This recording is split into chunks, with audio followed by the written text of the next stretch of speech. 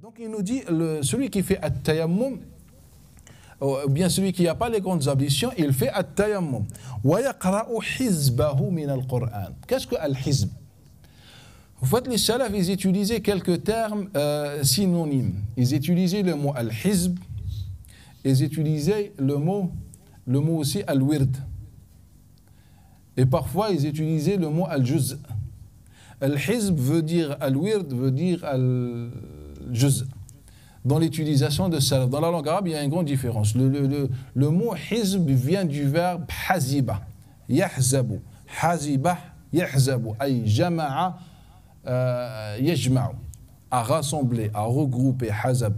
Yani haziba, à regrouper une chose. Donc, lorsqu'on dit le hizb, c'est-à-dire le fait de regrouper mes énergies, mes volontés, de suivre un parcours particulier, c'est-à-dire des adhkar, des invocations, ou bien des récitations du Coran al-Karim, ou bien des prières à faire. C'est ça, c'est pour ça qu'on appelle al-hizb, c'est-à-dire j'ai réuni toutes mes forces pour suivre une tradition. C'est pour ça qu'on dit al-hizb. Al-hizb, le premier qui a fait al-hizb en islam, c'est le prophète sallallahu alayhi wa sallam. Donc al-hizb ne concerne pas uniquement le Coran al-Karim, concerne l'adhkar, les prières qu'on fait, on appelle ça al-hizb, c'est-à-dire un programme personnel, on appelle ça al-hizb. Le premier qui a fait al-hizb en islam, c'est le prophète sallallahu alayhi wa sallam. Dans le hadith de Muslim, le Bukhari, Abu Daoud et les autres, lorsque Abdullah ibn Amr ibn al-As vient voir le prophète en lui disant Ya Rasulallah, est-ce que je peux réciter Ya Rasulallah, je veux réciter le Coran al-Karim. Le prophète lui dit récite-le en un mois. Qala Ya Rasulallah, je suis plus fort que ça. Donc le prophète lui a dit 20 jours. Qala Ya Rasulallah, je suis encore plus fort. Donc le prophète lui dit 15 jours. Qala ya Rasulallah, je suis plus fort. Le prophète lui a dit 10 jours. Ya Rasulallah, je suis plus fort que ça. C'est-à-dire, je peux réciter plus le Coran al-Karim. J'ai encore les forces.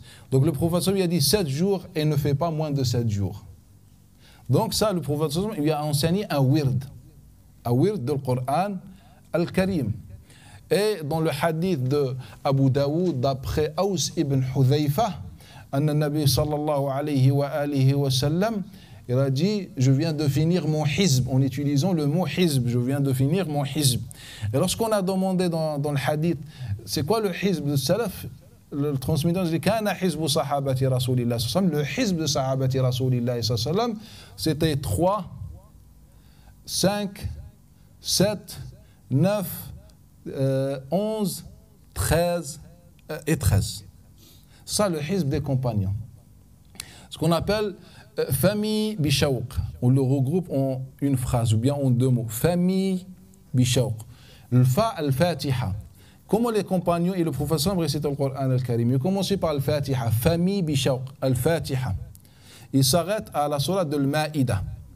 Le lendemain, ils commencent par al-Ma'ida. Famille bishawq. Donc, ils commencent par al-Ma'ida le lendemain.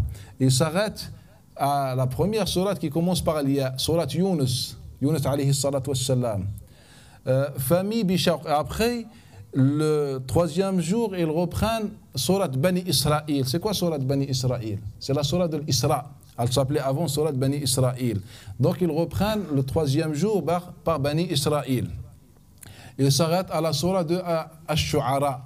Famille bishawq, sourate Ash-Shu'ara.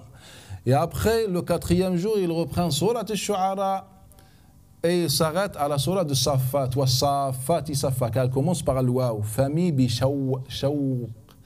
Et le 5e jour, il reprend la Surah, ou bien il commence par la Surah de As-Safat et il s'arrête à la Surah de Qaf. À la Surah de Qaf. Et après, il récite de Qaf jusqu'à la fin de Al-Qur'an al-Karim. C'était ça le hizb des compagnons du prophète sallallahu alayhi wa sallam, résumé en 2 mots. Famille bishawq, c'est-à-dire 3 sourates, 5 sourates le 2e jour, 3e jour, 7 sourates, 4e jour, 9 sourates, 5e jour, 11 sourates, 6e jour 13 sourates et le 7e jour le reste du Coran al-Karim. Et la première sourate de Al-Mufassal, c'est sourate Qaf jusqu'à la dernière petite sourate du Coran al-Karim. Ça, c'était le hizb et le wird et le dhikr du prophète sallallahu alayhi wa alihi wa sallam. Et après, as-salaf as-salih, chacun il avait son propre hizb par rapport aux capacités. L'imam Abu Hanifa al-Nu'man, il avait son hizb. C'était tous les jours, il récitait le Coran al-Karim entièrement, tous les jours. L'imam Shafi'i, pendant Ramadan, il récitait le Coran al-Karim 2 fois par jour. L'imam Abu Hanifa, pendant Ramadan al-Karim, il récitait le Coran al-Karim 61 fois. C'est-à-dire une fois par jour, une fois par nuit, et la récitation de At-Tarawih. Donc 30 fois de 60, on rajoute la récitation de At-Tarawih, ça devient donc 61. L'imam Shafi'i, il faisait 60 fois le mois de Ramadan. Certains salaf al-salih, ils faisaient 3 fois par jour. La récitation, il terminait le Coran al-Karim 3 fois par jour. Certains salaf al-salih, ils faisaient 5 fois par jour. On a le Coran al-Karim en 5 fois, c'est possible. Pourquoi? Venez, on va faire des calculs. Le Coran al-Karim est composé par 30 juz. 30 juz. Chaque juz, il contient environ 10 pages. Généralement, 99% des éditions, c'est 10 pages. Donc, on prend chaque juz. On a 30 juz. Et chaque juz, c'est 10 pages. Et la page, on peut la réciter en une seule minute. C'est-à-dire en prononçant bien les mots, les lettres, en respectant les règles, en une minute, la page. La page, elle fait 10 feuilles. Donc 10 feuilles. Et la feuille, elle fait 20 pages. Et la feuille, on peut la réciter en une minute. Faites des calculs et vous allez voir qu'on peut réciter le Coran al-Karim 5 fois par nuit. Et vous pouvez faire vos calculs. Car environ, on va réciter 300 minutes, si je ne me trompe pas mes calculs comme ça, mais vous pouvez utiliser vos propres moyens pour compter, on peut réciter. Donc c'était réalisable et faisable, et les salaf salih l'ont bien fait. Ils récitaient le Coran al-Karim tous les jours, et la majorité de salaf salih récitaient le Coran al-Karim entièrement plusieurs fois par jour. Plusieurs fois par jour. Ça, c'est le hizb dans salaf salih. Il y a un autre hizb, moi je vous invite et je vous conseille de le suivre. Un hizb. Il est facile. On dit al-hizb al-sittini, qui est composé par 60 jours. Ce n'est pas imposé, mais c'est juste une idée. En fait, dans 60 jours, on peut réciter le Coran al-Karim entièrement, et en même temps, on peut lire à côté un livre léger de tafsir, comme par exemple Tafsir al-Jalalayn. Tafsir, donc je partage le Coran al-Karim par rapport à mes programmes journaliers, par rapport à mon travail ou autre chose, mes occupations, et je lis à côté un petit tafsir. Par exemple, je lis le premier jour un hizb, car si je vais en 60 jours, et le Coran al-Karim est composé par 60 hizb. En fait, le mot hizb, dans l'utilisation récente, il veut dire une quantité ou bien une partie particulière du Coran al-Karim. Le Coran en tout est composé par 60 hizb, dans l'utilisation récente, et 30 juz. Sinon, le mot hizb et juz, dans la période de salaf salih, signifie pas une partie particulière, ni dans le Coran, ni autre chose. C'est dans cette généralité. On peut avoir hizb dans le dhikr, hizb dans le Coran al-Karim, hizb dans les prières, hizb dans n'importe quelle chose.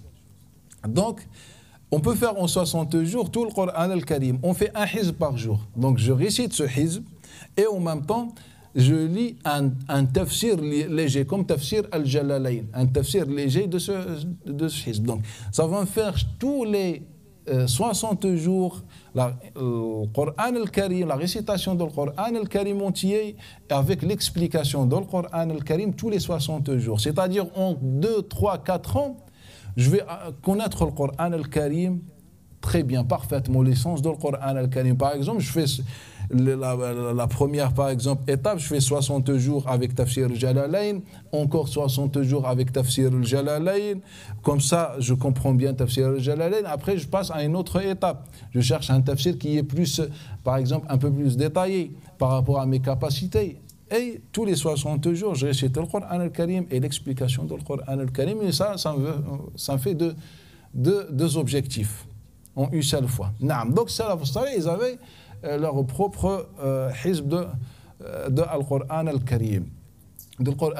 Mais aussi ce qui est recommandé lorsqu'on fait un hizb, comme le mois de Ramadan qui arrive, il nous dit, on rapporte l'imam Bukhari et les autres, d'après l'imam Zuhri, d'après beaucoup de transmetteurs, d'après l'imam Zuhri, d'après Ubaydillah ibn Abdullah ibn Utba ibn Mas'ud, d'après Abdullah ibn Abbas, que le prophète sallallahu alayhi wa sallam, que Jibril alayhi salam venait chaque nuit de Ramadan et il récitait et il étudiait et il faisait des échanges sur le Coran al-Karim avec le prophète sallallahu alayhi wa sallam. Et là, pendant ce mois où les savants délaissaient complètement l'apprentissage et les autres sciences, le hadith, la grammaire, l'histoire, etc.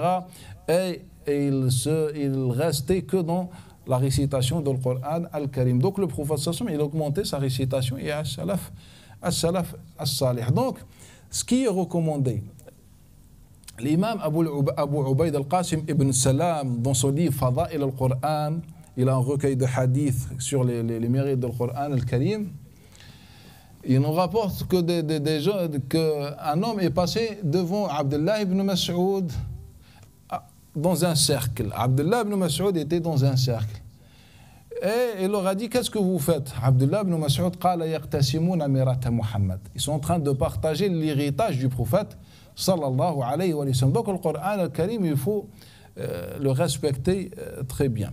Parmi les choses recommandées dans le Coran al-Karim, c'est à chaque fois on fait al-hizb et on termine le Coran al-Karim, on fait un repas ou bien on réunit des gens, ou bien la famille et on fait ad-dua. Ça, c'était une sunna de as-salaf as-salih. Soit après avoir mémorisé une sourate ou bien après avoir fait un hizb.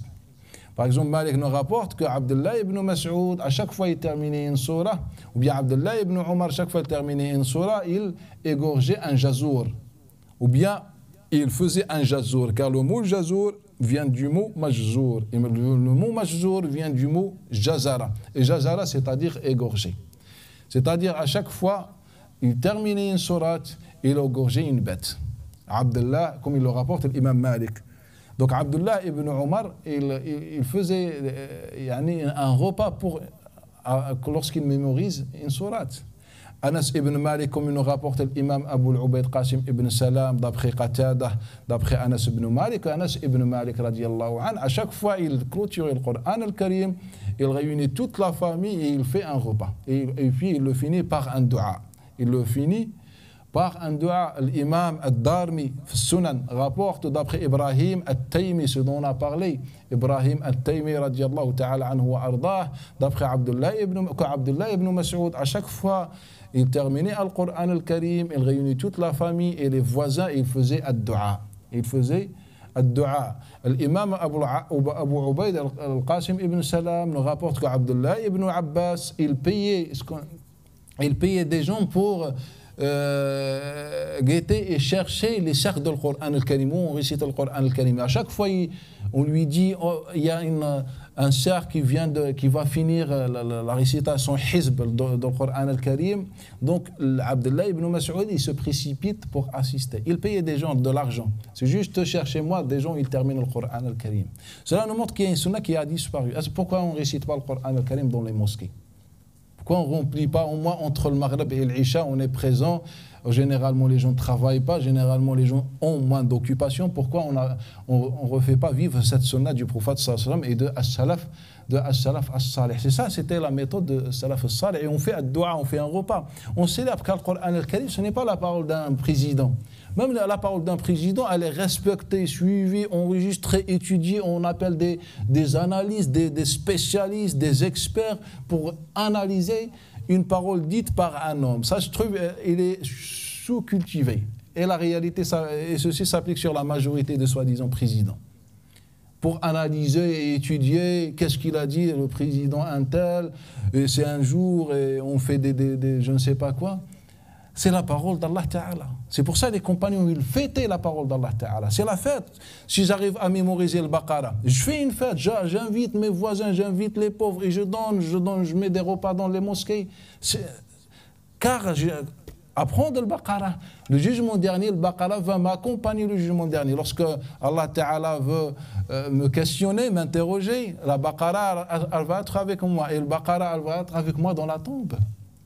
Lorsque les gens viennent m'interroger, Al-Baqarah, c'est elle qui va intervenir. C'est elle qui va dire, on ne châtie pas cette personne. Donc cette sourate que je mémorise, elle a une grande valeur, car c'est la parole d'Allah Ta'ala dans mon cœur.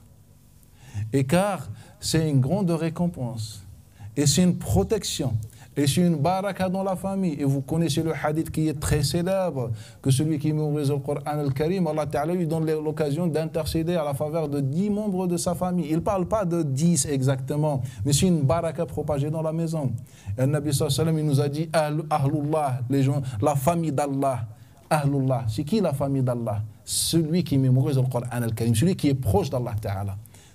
Donc c'est pour ça que Salaf, il fêtait le jour où il apprenait le Coran, ou bien il mémorisait le Coran al-Karim. Et le dua, il est accepté.